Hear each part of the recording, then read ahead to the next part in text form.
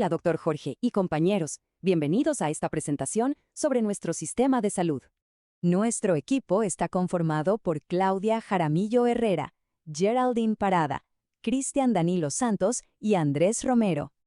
Hoy analizaremos un tema clave: las vicisitudes del aseguramiento en salud en el sector rural.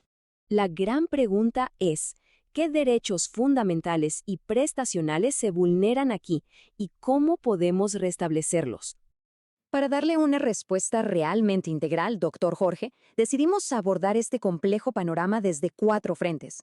Estos son salud, seguridad social, trabajo en condiciones dignas y justas y, por supuesto, mínimo vital. Empecemos con el primer pilar fundamental: la salud.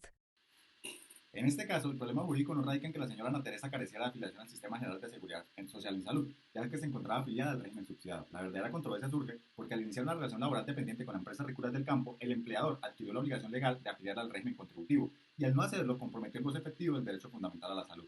Esa omisión trasciende un simple incumplimiento administrativo, porque el derecho a la salud reconocido en los artículos 48 y 49 de la Constitución Política y desarrollados por la Ley Estatutaria 1751 de 2015 no se agota con una afiliación meramente formal. Su garantía exige que la persona esté vinculada al régimen que realmente le corresponde conforme a su condición laboral, permitiéndole acceder de manera efectiva, continua, integral y oportuna a la protección que brinda el Sistema General de Seguridad Social en Salud. En ese sentido, la Corte Constitucional, especialmente en la sentencia T-760 del 2008, estableció que las barreras administrativas no pueden impedir el goce efectivo del derecho fundamental a la salud, mientras que la sentencia C-313 del 2014 reiteró que la salud constituye un derecho fundamental autónomo, cuya protección debe ser material y no simplemente formal.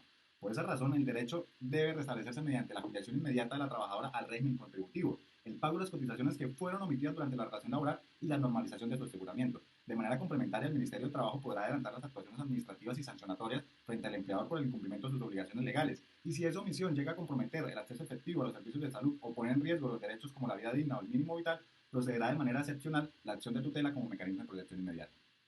Pasemos ahora al segundo tema crítico: la seguridad social. Ahora, en el caso de la señora Ana, en lo que respecta al derecho a la seguridad social, este se encuentra comprometido en sus 3 componentes. En salud, la mantiene en un régimen que no corresponde a su situación y la expone a la interrupción del aseguramiento. Para restablecerlo, procede a registrar la novedad de movilidad al régimen contributivo dentro de la misma EPS, conservando a sus 5 hijos como beneficiarios y garantizando la continuidad del servicio.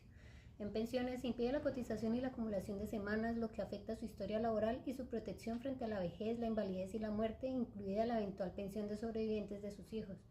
Para restablecerlo, debe afiliarse a una administradora de fondos de pensiones y lograrse el pago de los aportes omitidos. En riesgos laborales, la deja sin cobertura de la ARL, de manera que un accidente o una enfermedad de origen laboral en la fábrica quedaría sin amparo. Para restablecerlo, debe afiliarse a la ARL y ante cualquier contingencia ocurrida durante la desprotección, el empleador asume las prestaciones. De forma transversal operan la fiscalización y el cobro de aportes por la OGPP, el proceso sancionatorio del Ministerio de Trabajo y la demanda ordinaria laboral para la indemnización de perjuicios. La solución idónea, necesaria y proporcionada consiste en regularizar de manera inmediata la afiliación a los 3 subsistemas y garantizar el mínimo de protección, con la acción de tutela como mecanismo de cierre frente a cualquier interrupción. Al afiliar a la señora Ana Teresa al régimen subsidiado, habría una seria vulneración al mínimo vital y móvil previsto en el artículo 53 de la Constitución Política de Colombia. Y es que definitivamente al no cotizar de forma correcta se vería seriamente afectada la base económica de esa familia, no solamente de la señora Ana Teresa, sino de su núcleo familiar completo. Y analizando el por qué, se tiene que podrían presentarse eventuales contingencias específicamente en lo que tiene que ver con enfermedades de origen común, aquellos accidentes derivados de riesgos laborales o inclusive contingencias de invalidez, vejez o muerte. En el primer escenario, tratándose por ejemplo de una enfermedad de origen común, pudiera derivarse una incapacidad aproximadamente entre 15 o 2 meses que un médico le pudiera recetar y la persona no tendría derecho a que esa incapacidad le fuera remunerada, afectándose los ingresos económicos, siendo ella una madre de 5 hijos. Entonces, claramente vendría vulnerándose el mínimo vital. En ese mismo orden de ideas, en una eventual muerte, Ana Teresa, sus 5 hijos no tendrían derecho a recibir una pensión de sobreviviente por no estar afiliado al régimen correcto.